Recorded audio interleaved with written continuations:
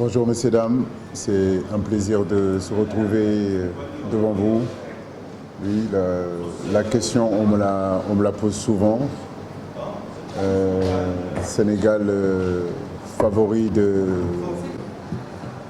j'ai eu à répondre plusieurs fois à cette question. Je crois que les favoris de cette CAN, c'est les équipes qui ont gagné une CAN. Le Sénégal n'a jamais gagné de CAN. Je crois que l'Égypte a gagné 7. Il y a des équipes mieux outillées aujourd'hui que le Sénégal. Mais par contre, nous sommes confiants, nous connaissons notre force, nous savons que nous sommes capables aujourd'hui de compétir contre n'importe quelle équipe.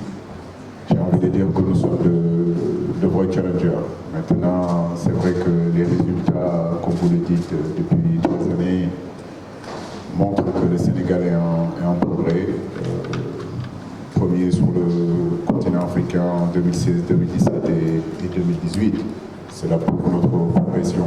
Qualification à une Coupe du Monde en 2018, alors que ça faisait 17 ans qu'on n'était pas parti. Ça montre encore notre progression.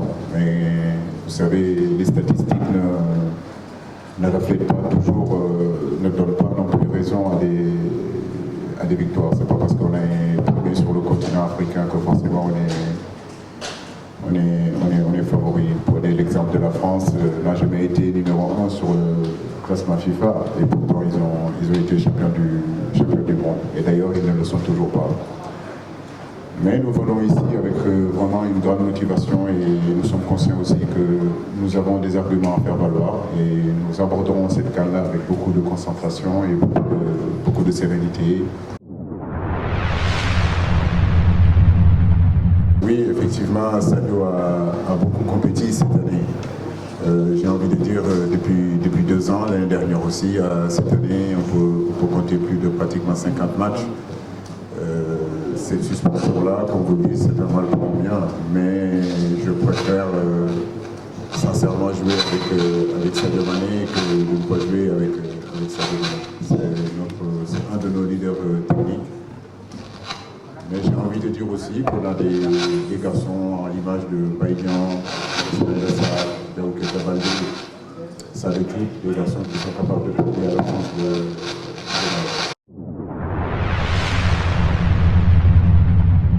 il n'est plus à présenter, je crois que son talent, il est en train de le montrer, il l'a montré durant toute la saison en Belgique.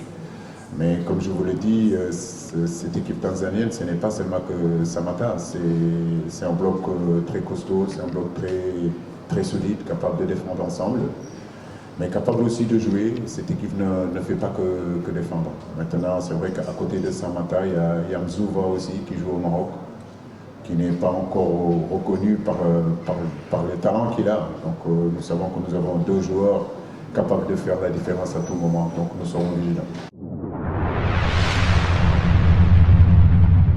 Tout à fait. Je crois que ce qu'on demande à nos joueurs, je suis le premier à leur dire tout le temps en aparté, ils doivent aujourd'hui nous apporter leur expérience en club, ils doivent nous apporter aujourd'hui leur vécu en club. Aujourd'hui, je pousse à tous mes joueurs de signer dans des clubs, dans des grands clubs, parce que c'est dans ces grands clubs-là qu'ils peuvent emmagasiner le maximum d'expérience pour pouvoir après l'amener avec l'équipe nationale du Sénégal. Et effectivement, quand des garçons comme Ismaël Assar, des garçons comme Baïnian, des garçons comme Pape Aliou Ndiaye, Baïdiane, qui ont gagné des titres, Sadio Mané, bien sûr, tout ça c'est un plus pour la progression de notre équipe nationale. Et comme je le dis, jouer dans ces clubs-là, c'est jouer au football dominant. Et venir ici, c'est ce que nous envisageons aussi avec l'équipe du Sénégal. Donc avoir ces joueurs-là avec leur expérience en club,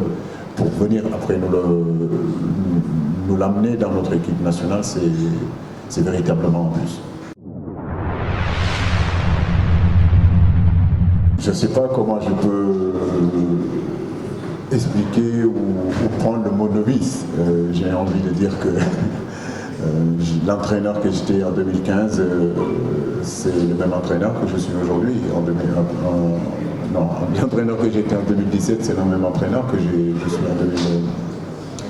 en 2019. J'ai la même philosophie, j'ai mes convictions, j'ai envie de mettre en place des choses. Et il y a une Coupe du Monde qui est là, effectivement, quart de finaliste aussi d'une Coupe d'Afrique. Et aujourd'hui, nous sommes là, donc fort de ce vécu, fort de cette expérience-là. Donc je crois que la seule chose qui a changé, c'est que mes locks sont poussés de 2 cm, c'est tout.